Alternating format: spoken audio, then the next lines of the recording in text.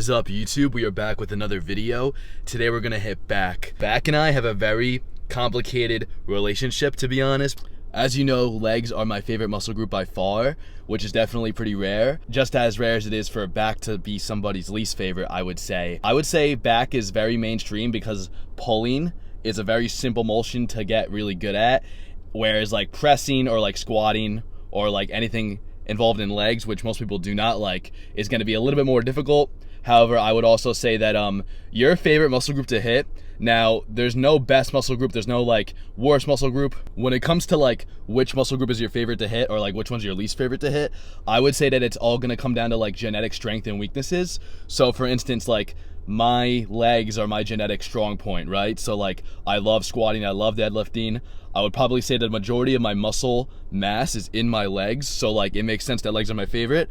I don't think my back is weak, and honestly, when I say like back is my least favorite muscle group, I love fitness, I love working out, so like that doesn't even really mean anything when I say that. It's not like I don't like hitting it, I still love it just like every other one. I would just say that for me, I find it the least intense.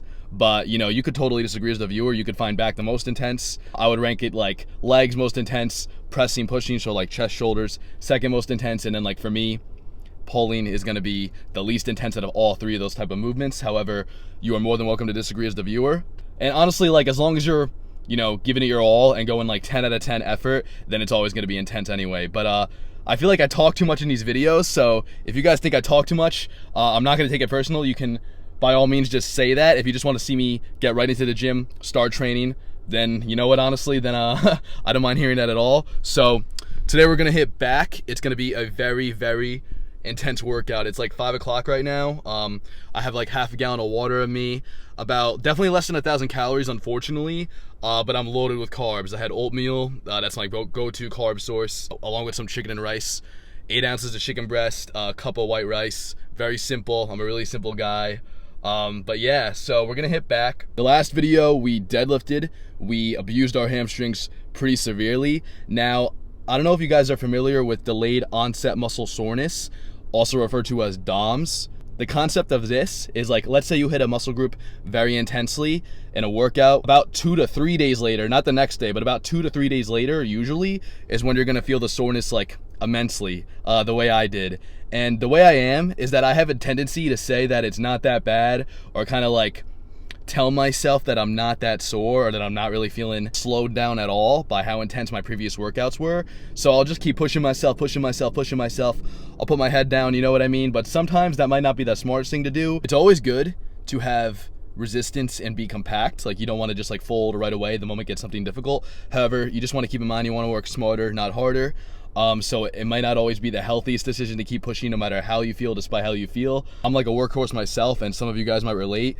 So if you guys are like me and you feel like you have to work out no matter what, no matter how you feel, just keep in mind that your soreness isn't necessarily a injury or a hindering point. However, just keep in mind that while of course you're going to want to gain muscle, of course you're going to want to go intense, and of course you're going to want to wait to go up, your safety is more important than anything. And so, you know, just make sure that you're not going to injure yourself and you're going to be good to go. As of now, I am weighing 150 flat. I'm probably about like 10% body fat right now. You guys will see when I get in there. Of course, we're going to see a physique update. But yeah, you guys will see when I get in there. Let me know what body fat you think I am in the comments. Ideally, I'm going to cut for like 2 more weeks. Probably lose like 4 to 5 more pounds of body fat and to cut at like 148, and then I'm gonna power lift around that weight. So that's gonna be very interesting to see. But once again, I feel like I'm talking too much, so we're gonna get right into this workout. Back, my apologies for kind of going on a spiel once again. I've already talked too much, it seems, but let's not waste any more time. Let's get right into this back workout. I hope you're as excited as me. What's up, YouTube? This is Liam back with another video. This time we're hitting back. Now, 2 things I just want to say before I progress any forward. 1 is I gotta get a new microphone so you guys can hear me better on these voiceovers. The stock Mac microphone definitely isn't high quality enough. And 2, this looks like a brief workout, but I promise it was intense. Now, when it comes to a main muscle group, my ideal kind of way to attack it is I usually do no more than like 4 movements per that muscle group. So chest, back, legs. I kind of apply this to every single major muscle group, shoulders too. Anything more than like 4 or 5 movements, I kind of feel like at that point, how much muscle could you really be gaining? I feel like you're way better off just putting in, you know, tons and tons and tons of effort into 3 to 4 movements, sometimes 5, you know, it depends on what the muscle group is. But here, I also did not film biceps just because I kind of feel like stagnant shots of me hitting biceps is not entertaining enough for you guys to see. I'm a one-man show right now until I get a cameraman. You shall yet to see arms. But anyways, now that we got all that out of the way, I like to start with close grip pull down because, hear me out guys, so when the grip is inwards, that's going to hit the muscle group outwards. Same thing vice versa. If the grip is wider, the wider the grip is, then the inner muscles are going to be hit. So in regards to back or your latissimus dorsi, which sounds fancy, but really all that is the scientific name for your lat. So close grip pull down, that is going to target the, what people like to refer to as the wing section of the back. So your lats that stick out, close grip pull down or any sort of grip that is close, your hands are like right up against each other, that is going to target the latissimus dorsi, which is the wing, the literal section of your back that looks like a wing sticking out. So, you know, I want those to be big. Who doesn't? So I want my lats to blow up. That's why my main movement, which I have the most energy for in the beginning of the workout, was going to be the close grip pull down. Now, wide grip pull down or any other movements with wider grips, this is going to target more of the rhomboid minor or the rhomboid major and muscles in the trapezius section. These muscles run along against your spine, whereas your latissimus dorsi is literally just that big piece of meat, that wing sticking out. So I hope that's easy enough for you as the viewer to understand. And another thing that you want to definitely emphasize when training back is the concept of the supination grip. Now, an easy way for you to remember this is like, imagine holding a bowl of soup, your palm is facing the ceiling. Imagine holding a bowl of soup, supination grip. So essentially, just by having your thumb go over the grip, so now all of your fingers are essentially moving the weight with the grip, this will involve your back muscles 10 times more as opposed to you not having your thumb over the grip. So just this little difference can make a huge change. I want you to think of it like gears to a car. So just like your finger placement or how you're holding a grip can affect the way your forearm sensors are activating your muscles throughout your body. And yeah, just a little lesson for you. The more you know, I want you guys to get huge. So please take advantage of the supination grip when hitting back. Also, I would like to point out that I weigh 150 currently right now, and I'm repping 150 on the close grip lat pull down. Just something I thought I'd like to share. But anyways, here we are checking out the pump in my favorite section of the gym. Got the Lost and Lonely hoodie on, you know. I thought I was actually looking pretty good today. I felt ridiculous. Now, all I really had was the Powerade you guys saw about an hour before hitting the gym, and must I say electrolytes or any type of drink like a Powerade or a Gatorade, what this will do is that if you are already hydrated, because you can drink all the water you want, and if you don't have any electrolytes in your system, then your body's not going to hold on to any of the water, let alone your muscles when you go to work out. So basically, the concept behind this is that when you drink Gatorade or Powerade after already being hydrated or anything with like salt in it, this is going to cause your muscles to hold on to the water, which will lead to a skin-tearing, Super Saiyan-like pump, I gotta say. In the past, I have seen my back as a weak point. Sorry about my forearm blocking a shot. I kind of thought it looked cool though. But yeah, I have seen my back as a weak point in the past. So if you guys feel the same, or if you guys feel like there's a muscle group that you have that's a weak point, with enough attention and with the correct knowledge applied, you will see success in any muscle group and shock yourself. So don't let it hold yourself back. If anything, use it as motivation to go that much harder. Alright, so the second movement of today's workout is going to be the lat pullover. I thought my back was looking pretty clean in this shot, but anyways, enough sidetracking. So a big common mistake that I see in this movement is that a lot of people will kind of like bend over way too much, and it's like to the point where their lats aren't even like involved with the movement. They're more so using like their shoulders or like their actual arms to like bring the weight towards them. And another common mistake is you want to have your hands close together at the top of the bar or on the handle. Doing this is going to ensure the fact that your latissimus dorsi, or rather your lat, is the prime mover during the movement. And yeah, I really like the way my back looks in this shot. I thought it looked pretty crazy. The skin on my back, now that I'm looking, actually looks pretty thin. So if you guys feel like my back is looking good, then definitely comment below. I feel like your back could be a deceiver as to making you look like you are leaner than you actually are, because let's say someone has a big, you know, back, if they have a really dense lat, essentially the larger the muscles are in your back, the further the skin will be stretched, you know, throughout your back, creating this very grainy appearance that bodybuilders aspire, including myself. I think it looks sick. When you're on a cut, I'm not sure if you guys are like familiar with this or if anyone in the comments can relate, but when you're on a cut, in the beginning, it's very, very difficult to track your progress because like you're not as big or as strong as you were. Like you're not increasing strength or size anymore, right? Because you're no longer eating at a surplus. So what ends up happening is in the beginning you feel like you're in this rut, right? Because you feel like you're not making any progress because you're obviously not going to lose like 10 pounds of fat or even 5 pounds of fat in like the first month. So in the beginning it's going to feel very slow. But then if you really push through and everything in the cut is dialed in, meals on point, deficit on point, cardio on point, the workouts on point, everything, right? Eventually, you reach that one workout where you look at yourself and you're like, oh my God, damn. And that's exactly, I felt like that's what this workout was for me. Not to be intrusive at all or arrogant, but I really do feel like the physique was looking pretty nuts today. The main weapon I use to attack myself throughout the cut is going to be fasted cardio. The science of low steady state cardio has essentially proven that it is the most effective way to burn fat.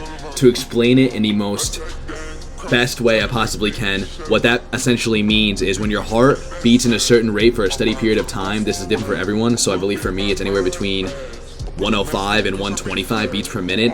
Anyways, when you stay in this, this range for anywhere between like 15 minutes minimum, 30 minutes maximum, sometimes even longer. Some people or some individuals, it can be anywhere between, 45 minutes to an hour, even that long. But anyways, if your heart rate stays in this range for that amount of time, this will cause the most fat to be burned off because the fat's going to be used as a main energy resource. Now, when you do stuff like intense, vigorous cardio, such as sprinting or things that an athlete would necessarily train to last longer, improve their endurance, this will not necessarily affect your aesthetics, hence the way you look or your body composition.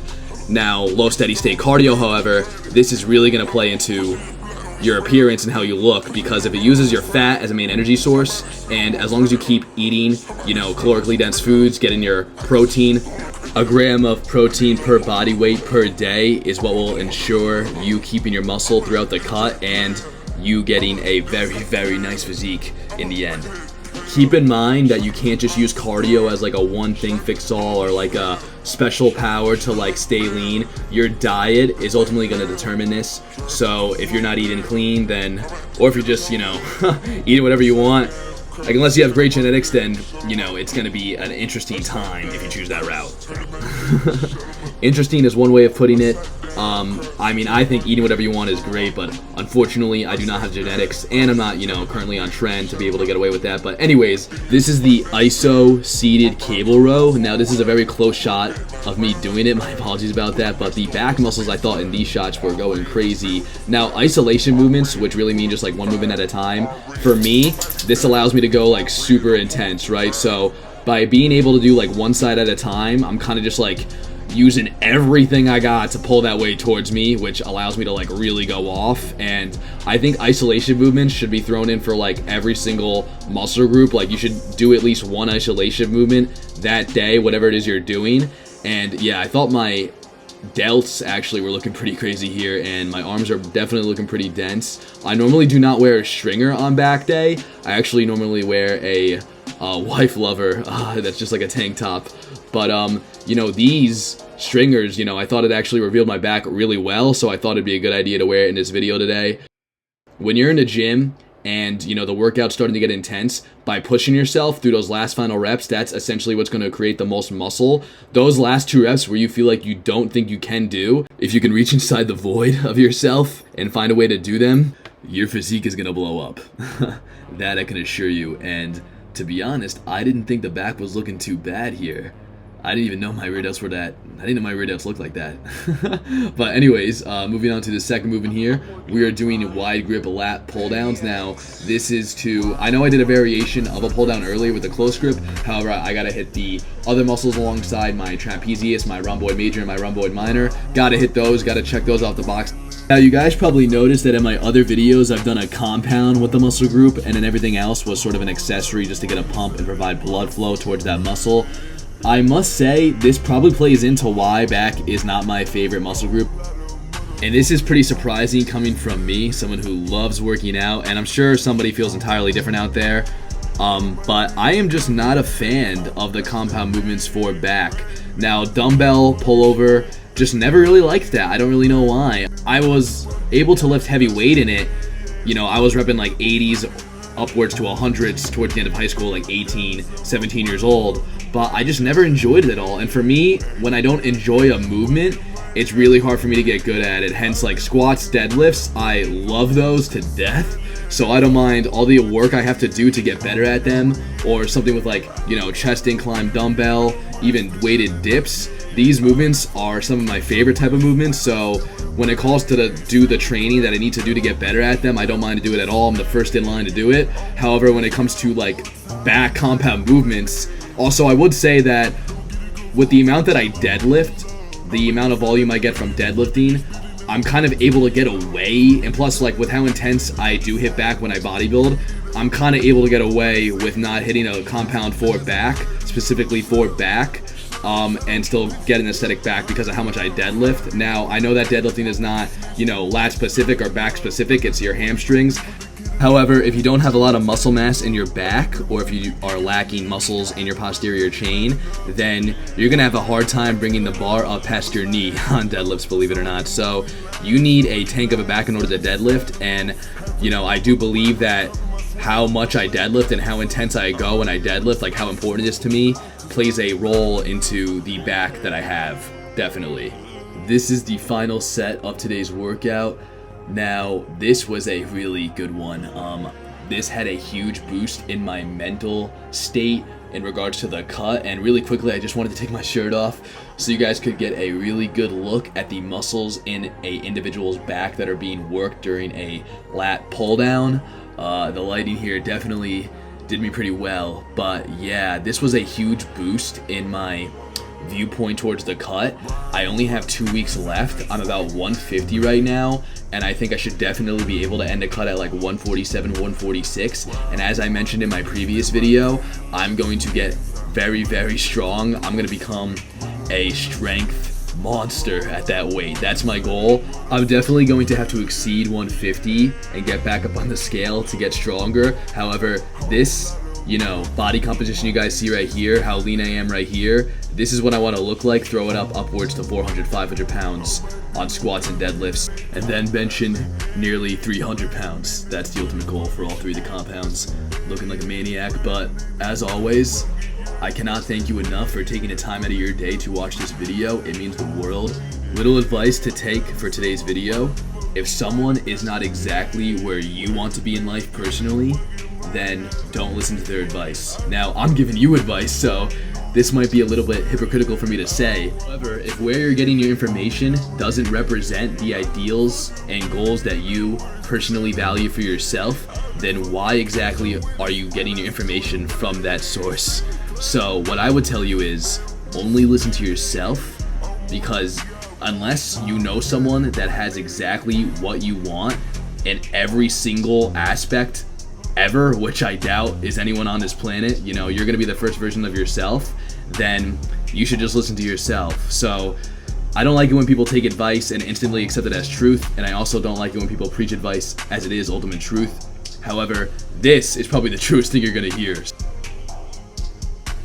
Fill out the Ultra Fitness link in the description below. I put it there for you to change your life.